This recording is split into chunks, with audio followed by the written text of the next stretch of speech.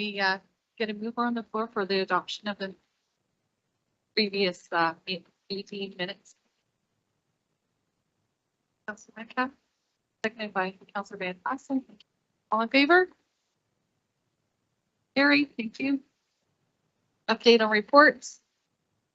Thank you, Madam Chair. Through you to members of committee, I'm pleased to report that all of the reports from the last advisory committee were approved by Norfolk Council as recommended by committee. Thank you for that. Consent items, none. Staff report, 7.1 general manager. And Nothing today, Madam Chair. thank you. 7.2 social services and housing. 7.2.1 CMHC National Housing Co-Investment Funding. HSS -23-008. Thank you, Madam Chair. Through you to committee, I will be presenting this report this morning. So although you thought you were done with me at the last committee, I'm back one more time and very happy to be here. This is funding that is being made available to Haldeman and Norfolk counties for our municipal housing stock, which is the social housing that is owned and operated by the Haldeman Norfolk Housing Corporation. These are federal funds that are cost shared funds, 30/70, meaning that the CMHC funding will pay for 30% of the total costs. The municipal contribution will be 70%. The housing, this is for repair and renewal. So these are for capital repair costs that we have been aware that we need to do. The repairs that are listed in the appendix of the report are repairs that were identified by the Housing Corporation through their regeneration and strategic asset management plans. So basically what we are doing is that we have calculated how much of the CMHC funding we can leverage to cost share with what each council has committed to through previous budget processes. So we're not asking for any municipal contribution over and above what each county has already planned. Essentially, it means that we can add the CMHC funding on top of what each municipality has already planned and budgeted for, which means we can do more work over the next 3 years than what we thought we could. This report is to recommend that Norfolk approve the agreement with CMHC and accept funding, and authorize Norfolk's mayor and clerk to sign and execute the agreement with CMHC. Each council will approve their list of projects and allocate the municipal contribution. And it's my understanding that Haldeman will do that through the budget process. Norfolk will do that via this report as well at the March counseling committee. So with that, I would be happy to answer any questions of the committee.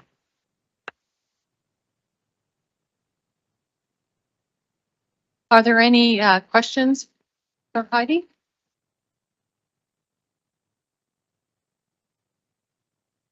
I don't see any, Heidi. It's a good news story, really. I'm glad to see that doing some fundings. Thank you. Next up is 7.3 public health. Sorry, Madam Chair, if I could just ask that if we could have a mover and a second to approve the staff recommendations, please. Sorry about that. They had a mover on the floor, please. Thank you, Councillor Stan. Seconded. Councillor Van Passen, all in favor? Carrie, thank you. Ahead of myself, sorry. Public health, 7.3-1, 2023 ISPA suspensions HSS -23-003.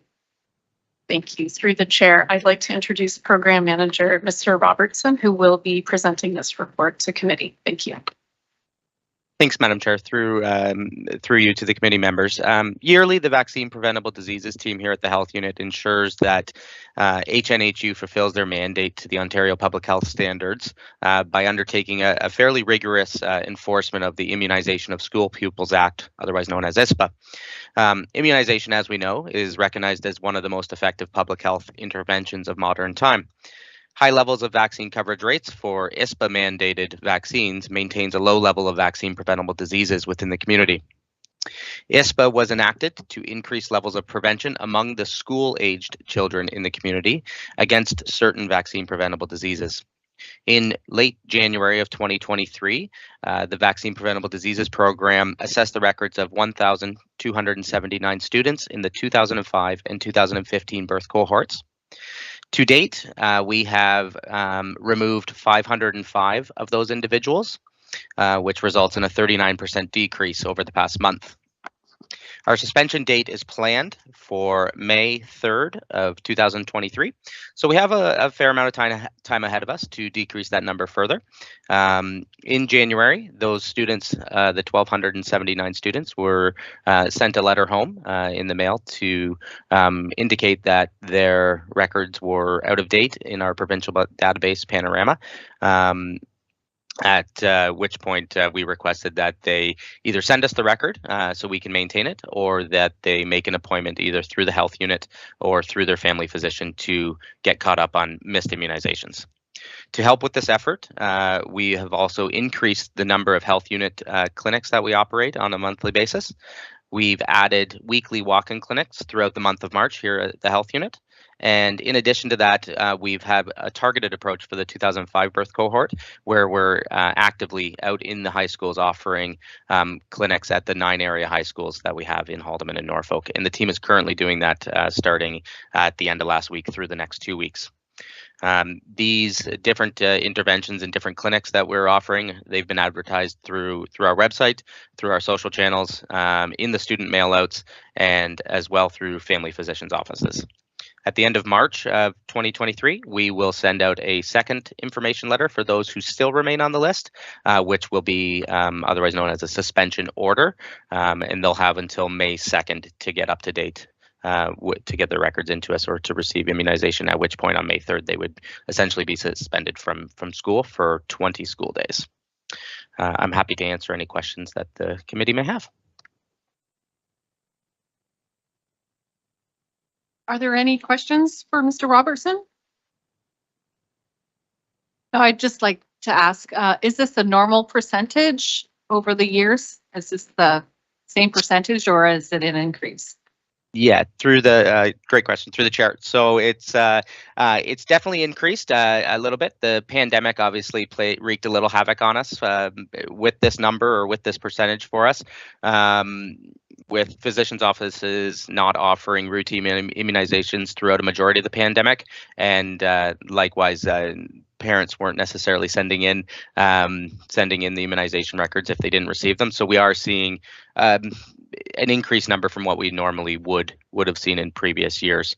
But the hope is with this approach, and then likewise taking on a probably a little bit more rigorous approach next year, doing more birth cohorts, we'll get everybody back up to speed within the next couple of years.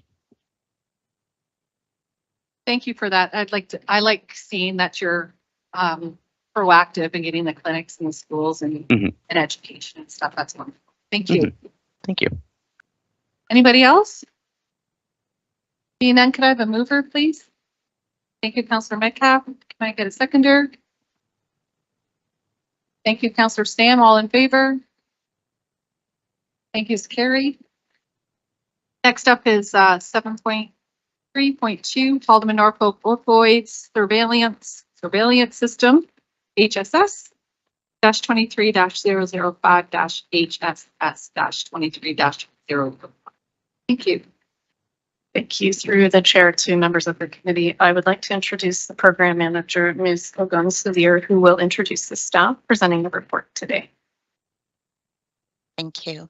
Through the chair to the committee members, good morning. I would like to introduce Ms. Faiza Siddiqui, a health promoter within the health unit, who will be presenting the report today. Good morning, everyone, members of the advisory committee, senior managers, and colleagues. So my name is Faiza Siddiqui. I'm a health promoter for the planning and evaluation team with the health unit. And as Kiki mentioned, I will be giving you an overview of the final report for the opioids early warning surveillance system submitted to the Public Health Agency of Canada in 2022, which will also be presented to the Board of Health. So a little bit of background. So this was a one-time funding project provided by Public Health Agency of Canada. All the deliverables for this one-time funding project are now complete as of March 15th, 2022.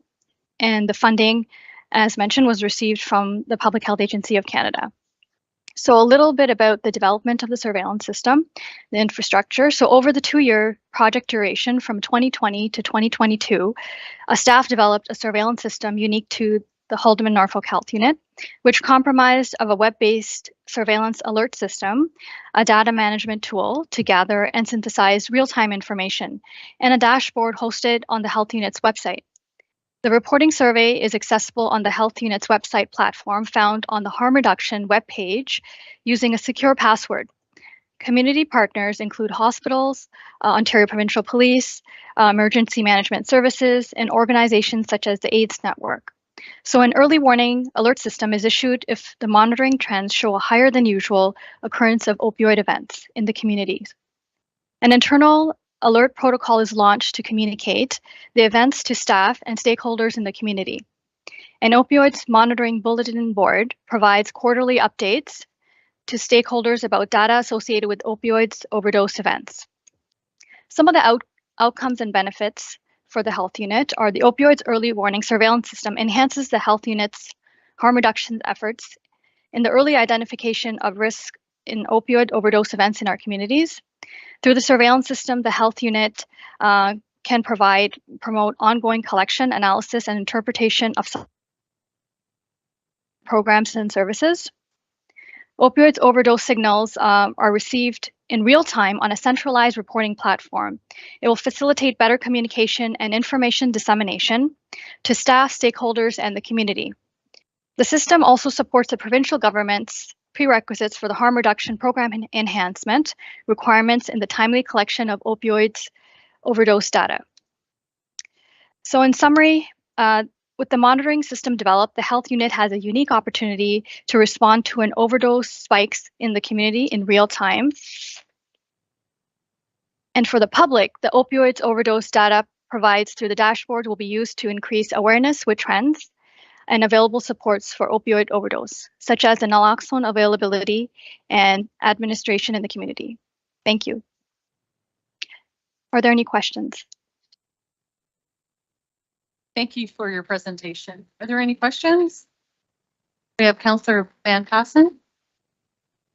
Thank you, Madam Chair, and through you, if I read this right, I have trouble reading things right. So we got one-time funding to set this program up, but it's still ongoing. So there are ongoing costs involved with it, or is it sort of just something that you tap into sometime? Through the Thank you. chair, I will let my manager answer that question. Through the chair to committee member, the one-time funding was provided to set up the surveillance system. So now that we have the surveillance system set up, we do have our in-house staff running the system. So there are no extra costs that would be needed to monitor the system.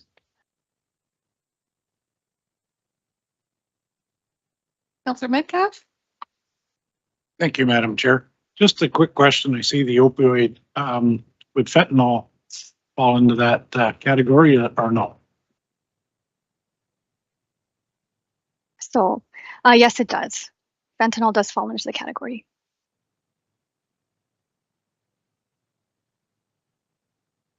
Any other questions? Seeing none, could I get a mover, please? Nope, not yet. Yeah. Councillor Stam. Seconded by Councillor Metcalf. All in favor? Thank you. Carrie. Thank you for your presentation. Thank you. We have any subcommittee reports? None? Communication. 9.1 January 2023 Alpha Info Break, Alpha Association of Local Public Health Agents. So thank you, Madam Chair. This is the Provincial Association for Public Health.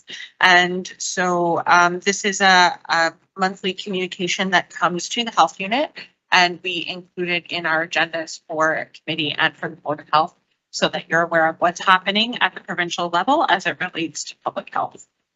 We can answer any questions, or you are also very encouraged to go to their website and read up on any of the items that are of interest.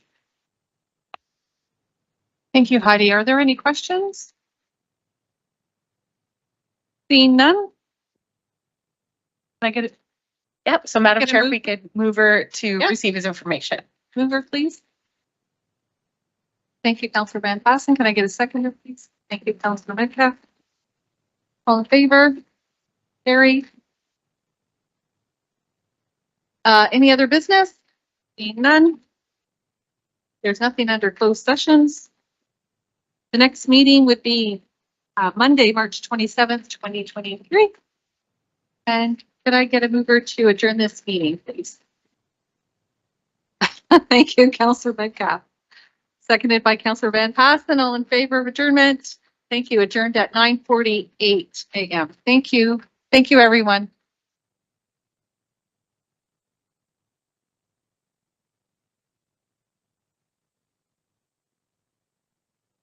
Still on air.